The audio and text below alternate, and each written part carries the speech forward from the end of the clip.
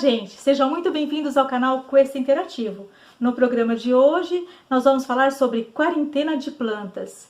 O porquê fazer quarentena de plantas? O que é quarentena de plantas? E para falar sobre o assunto, nós vamos estar recebendo nada mais e nada menos o pesquisador científico aposentado do Instituto Agronômico, o Dr. Renato de Arruda Veiga. Dr. Renato, seja muito bem-vindo. Eu vou falar um pouquinho sobre o Dr. Renato. O Dr. Renato, ele foi diretor do Centro de Recursos Genéticos e Jardim Botânico do Núcleo PID Jardim Botânico do IAC e Instituto Agronômico. E também ele foi diretor do Centro Experimental Central. Ele foi coordenador do Sistema Nacional de Curadoria de Germoplasma e participou e participa de vários comitês da área. E atualmente ele é membro da diretoria da Fundag, Fundação de Apoio à Pesquisa Agrícola. Dr. Renato, seja muito bem-vindo. É com grande alegria que o canal te recebe e nós queremos saber tudo sobre quarentenário, sobre quarentena de plantas. Muito obrigada, Dr. Renato. Olá, Elaine. Muito obrigado pelo convite. Para mim é sempre um prazer muito grande poder estar com vocês, né? Meus parceiros de luta, né? De congressos, de cursos. Vocês foram muito importantes na minha vida profissional, então é sempre um prazer poder estar com vocês, né? Bom, eu estou aqui, né, em reclusão voluntária, né? Entendo que não é quarentena, né? Graças a Deus eu não estou em quarentena. A quarentena é um local específico, né? É construído para isso, né? Adaptado para isso, né? Com acompanhamento de especialistas, né? E com tratamento, né? Adequado, né? Isso é básico, né? Para se qualificar como quarentena, né? Dr. Renato, nós vamos aqui à nossa primeira questão e a gente quer saber, o canal quer saber, o que é a quarentena e por que ela é feita? Vamos lá. Sobre o seu primeiro questionamento, né? A quarentena, ela nada mais é que 40, né? Referindo-se a 40 dias, né? Ela foi criada em 1800 por causa da cólera, né? Que veio da Ásia, né? Principalmente chegava aqui nos nossos portos, né?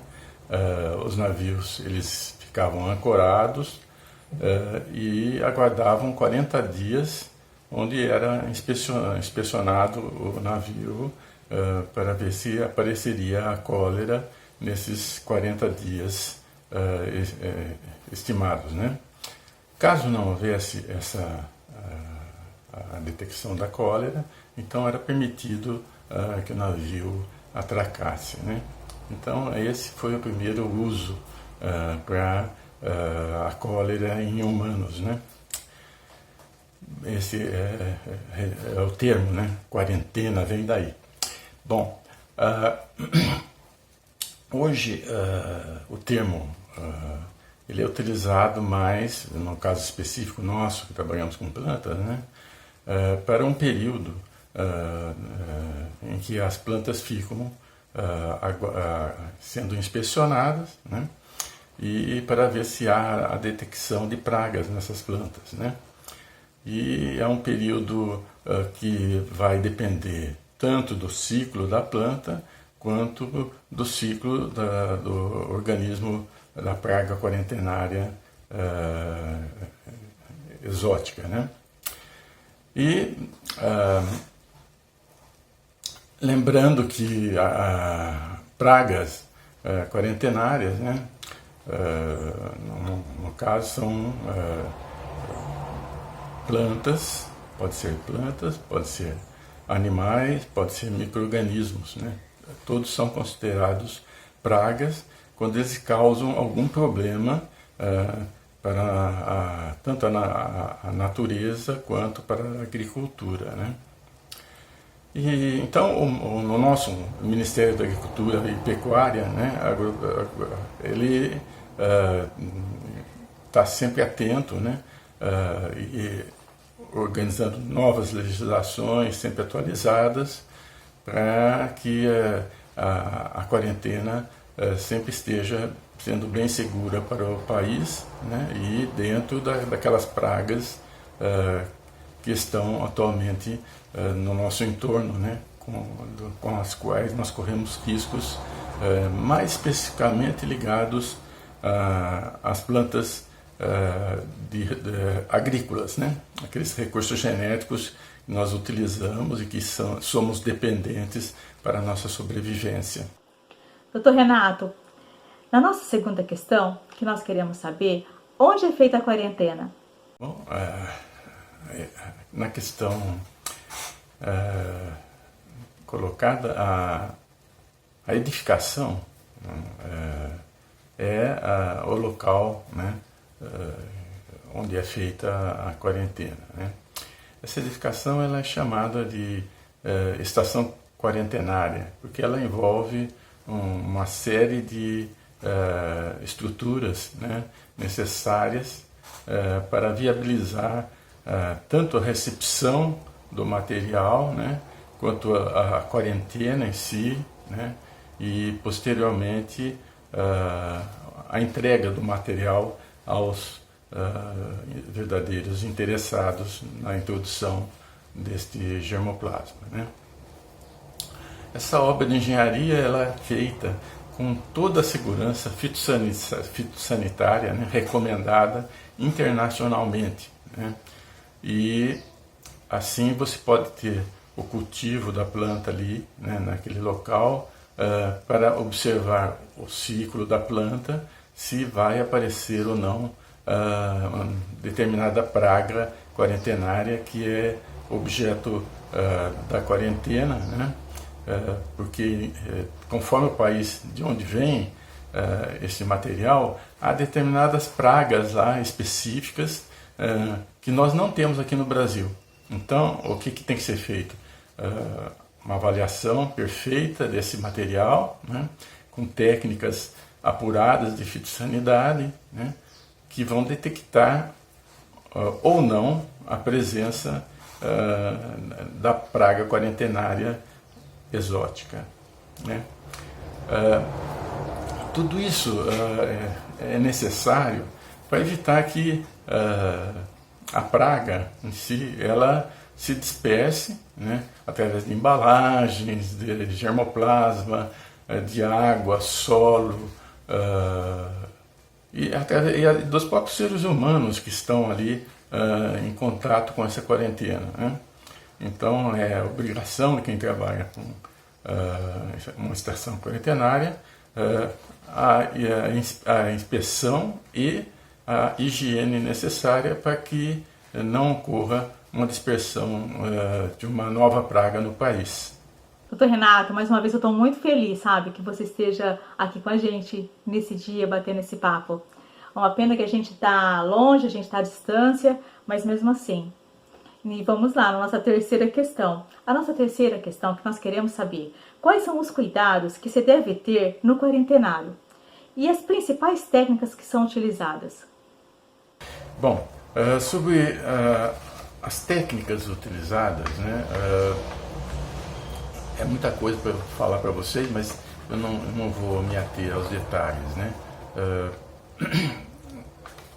Acontece o seguinte, na estrutura, então, nós temos uma comissão de quarentena que vai ser composta, lógico, pelo coordenador e pelo substituto, né, e pelos especialistas em cada área da fitossanidade, né. São essas pessoas que vão elaborar tipo os manuais de segurança, de procedimentos e inclusive os planos de contingência da estação quarentenária, né, e elaborar também os tratamentos necessários e que eles vão utilizar na estação quarentenária, né. Então, por isso existe a necessidade de se montar uma comissão de quarentena para coordenar todo esse trabalho, que não é pouco, né? Doutor Renato, a nossa quarta questão que nós queremos saber é: quais são os principais quarentenários do Brasil? Tem algum tipo de material que é mais aconselhado para quarentenar em algum deles? Muito bem. Sobre os quarentenários, nós podemos dizer que nós possuímos poucos quarentenários no Brasil, né? Teríamos que ter muito mais. Hoje nós temos quarentenários concentrados em apenas 5 estados brasileiros, mais o Distrito Federal, né? O que é muito pouco para o Brasil.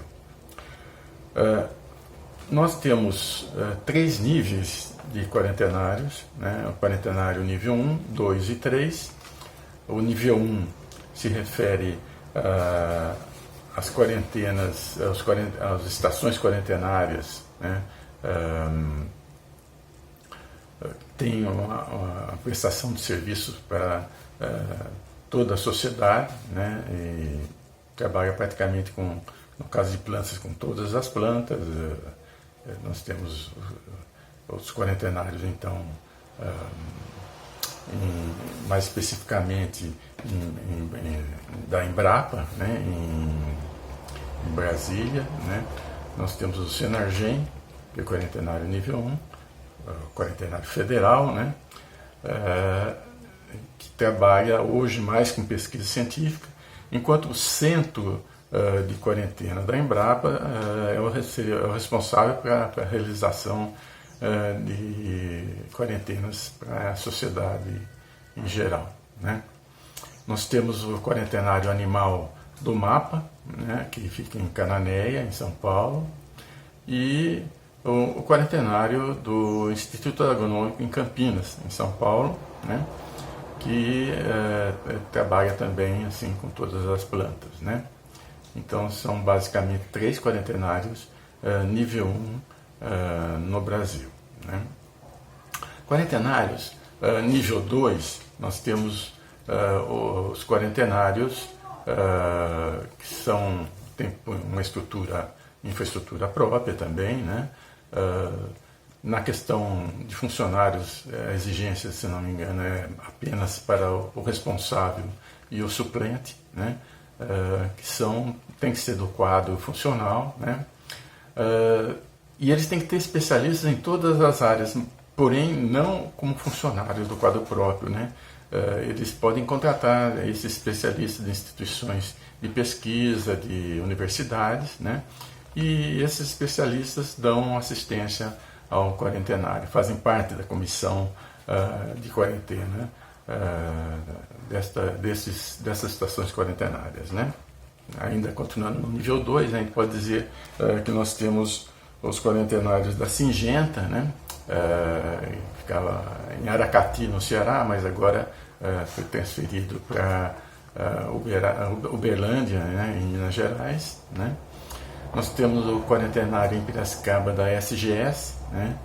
Que trabalha mais com fitotrons, né? E para umas 50 culturas é bastante, né? A Singenta já é mais restrito, né? Menos de 20, né? E nós temos o quarentenário da CEPLAC, né, que trabalha mais especificamente com cacau e algumas espécies parentes do cacau, né? Na Bahia, né? Enfim, esses são os 3 também quarentenários ligados ao nível, considerados o nível 2, né? E finalmente nós temos os quarentenários nível 3, né, que são aqueles quarentenários que não têm sido tão utilizados, né? No momento, foram mais utilizados no passado, né? Mas que estão efetivos ainda, né? Que são quarentenários ligados a outras instituições de pesquisa, né? Mais especificamente Pioneer e Monsoy também, né? Então são 3, praticamente 3 em cada nível, né? Nível 1, nível 2 e nível 3. Então são 9 quarentenários basicamente no Brasil, né? Esse quarentenário nível 3 é um quarentenário diferenciado, porque ele não há necessidade de tanta exigência como nos outros dois demais, porque a quarentena, primeiro, ela é feita no exterior, né, em um quarentenário credenciado. Né. Esse quarentenário credenciado faz a quarentena no exterior, libera um material isento de pragas, né, e esse material vem para o Brasil, onde ele é acompanhado para confirmar se não houve algum escape de quarentena do exterior. Né. Normalmente o material vem mais limpo, por isso ele não tem tanto risco, né, mas não é um procedimento tão adequado e tão recomendado ao país. Né. Existe uma instrução normativa de número 29, de 24 de agosto de 2016, e ali está as novas indicações para o credenciamento de estações quarentenárias. Então, se você quiser saber mais, então você procura lá essa instrução normativa, né, que trata de normas técnicas para estrutura, credenciamento e operação de estação quarentenária. Né. Fica aqui, então, o adendo. Né. Doutor Renato, nós queremos saber também agora qual o rigor das quarentenas e qual a principal vulnerabilidade. Qual o prejuízo causado pela má quarentena ou ausência dela? Bem, continuando na questão dos riscos de introdução de pragas quarentenárias, né, os riscos de fato são muito grandes. Né? Nós somos um país gigante, com fronteiras secas e também uma área de mar muito grande. Né? Então, temos muitos países no entorno e a facilidade de entrada de pragas é muito grande. É muito grande. Então, a gente pode comentar com vocês, assim, por exemplo, na questão de plantas, né? Existem muitas pragas, né? Logicamente, já que nós temos muitas culturas agrícolas, né? E estamos sempre introduzindo um material, então o risco de se introduzir alguma praga exótica é grande, né? E nós temos como um exemplo da introdução de uma praga exótica no Brasil, por exemplo, o capim gordura, ele tem causado danos muito grandes, principalmente no cerrado brasileiro. Né? A gente pode falar da introdução de animal como a capivara, né? O javali, né? Principalmente, né? O javali é originário da Europa, né? A capivara já é nossa, mas causa danos também, mas exótico seria o javali, né? Que foi introduzido em 1970 da Europa e que vem provocando prejuízos sérios na agricultura brasileira, né? Podemos falar de um inseto, por exemplo, né, como exemplo, a abelha africana, quando ela foi introduzida em pesquisa no Brasil e escapou para o país e se alastrou por todo o Brasil e entrou nos demais países do entorno, né? Então foi uma praga que prejudicou e continua prejudicando ainda muito as abelhas nativas, né? Então sempre tem um risco, né? Nós podemos falar de um fungo, por exemplo, a ferrugem da soja, também muito danoso, que entrou em 2001, né? E nós temos também, por exemplo, um exemplo de bactéria que a gente pode dar aqui, candidatos nos sítios, né? Entrou em 2004 e é arrasadora, né? Então, todo cuidado é pouco, né? Nesse trabalho de quarentena de plantas, né? Então, a gente só pode comentar que existem muitas pragas no mundo, né? Aí, doidinhas para entrar aqui no Brasil, né?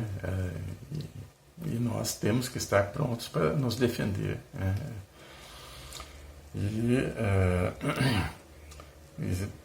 Hoje tem um instrumento que é a análise de risco de pragas, que realmente acaba ajudando muito para se evitar essa entrada e dispersão de pragas no Brasil, né?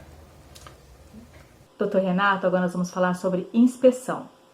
Como é inspecionada a quarentena? E quem é que faz essa inspeção?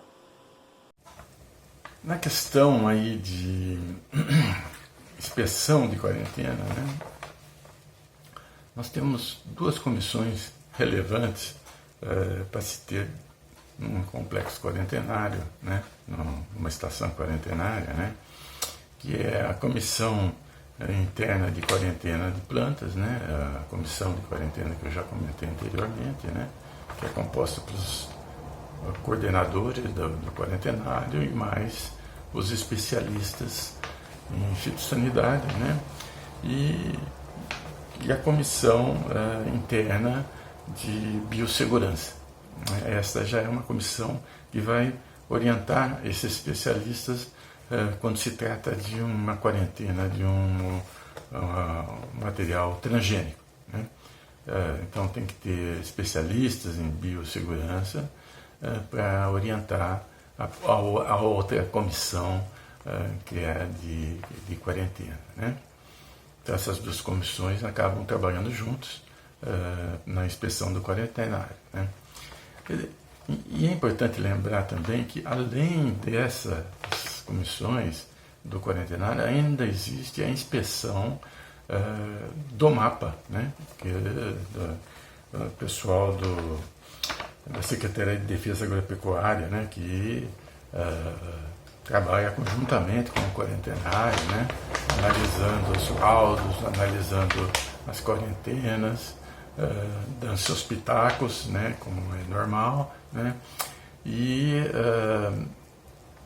avaliando se seus laudos são laudos conclusivos, né, e uma vez conclusivo, ela então é quem vai liberar, esse especialista do mapa é quem vai liberar a quarentena. Não é o quarentenário que libera, e sim o próprio Ministério, o especialista do DSV, do Ministério da Agricultura, né?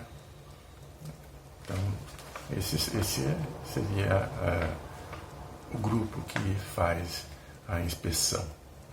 Doutor Renato, nós gostaríamos de saber também agora qual é o papel da vigilância sanitária na questão de quarentena, na questão de quarentenário. Muito bem. Na questão do papel da Secretaria de Defesa Agropecuária, de fato é um papel muito relevante, essencial para o país, né? Mas eu não vou discorrer toda a relevância da SDA, né? Apenas vou comentar, passar só algumas atribuições, né? Ela tem obrigação para o Estado brasileiro de tratar da prevenção, controle e erradicação de doenças, né, e pragas, né? Também visa assegurar a origem e conformidade e segurança de produtos de origem animal, vegetal, microbiana, né? E trata também da idoneidade dos insumos derivados desses produtos, né? Além disso, ela tem o papel de fiscalização, né, de produção e comercialização de insumos agrícolas e pecuários, né? Ainda, também considero relevante, proceder os registros de estabelecimentos, produtos e subprodutos agropecuários, né? Além do controle de trânsito desse germoplasma no plano interestadual e internacional, né? E, finalmente, não menos importante, né, ela faz a formulação de políticas agrícolas, né, que é algo extremamente relevante para nós brasileiros. Dr. Renato, muito obrigado pela sua participação. Eu queria agora que você fizesse as suas considerações finais, colocasse os seus contatos, e eu agradeço muito mesmo pela sua participação mais uma vez, e eu já volto em seguida, vocês me esperam. Bem, eu quero aqui então, para encerrar, expressar novamente os meus agradecimentos, né, pelo convite, já que é um tema pouco lembrado, né, e que infelizmente está aparecendo nesse momento do Covid-19, né, e o vírus de fato nos remete ao tema quarentena, né, que vai passar rapidinho, se Deus quiser, e vamos apenas lembrar desse momento difícil por que passamos, mas que faz parte da vida, né? Não será o primeiro, não é o primeiro e nem será o último, né? Problema fitossanitário que teremos, né? Eu quero aproveitar então para dizer para vocês que nós temos neste livro recursos fitogenéticos, né? Aqui talvez vocês consigam ver a capa dele, né? Que é um livro da Sociedade Brasileira de Recursos Genéticos, que eu tive o prazer de ser um dos editores, juntamente com o Manuel Abílio Queiroz, né?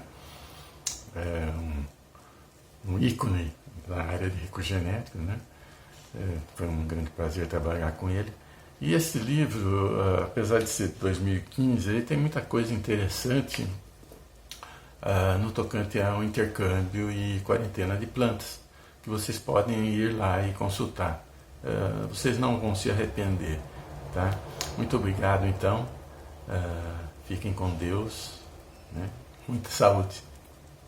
Pessoal, chegamos então ao final de mais um programa do canal Quest Interativo.